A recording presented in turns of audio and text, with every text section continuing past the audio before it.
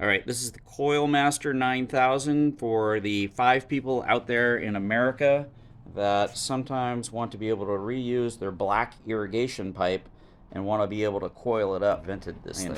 So it allows you to coil it up. Basically, the principle is super simple.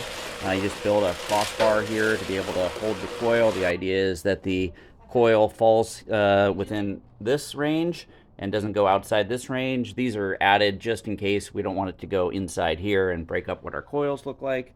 Got a nice little Lazy Susan for the spin action.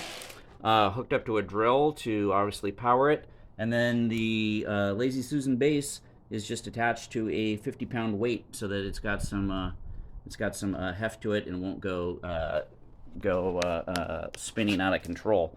So all you got to do is pull the trigger, and now you could be coiling away. All right, and why would you have coil, so much coil that you need to? Only if you're a weirdo. Oh, look, just a small sample there. And that is if you've got a bunch of coil, like I do, up on my house roof, because I am heating it for a solar pool. The idea, though, is done for the season. Time to put it away, so that's what I'm showing.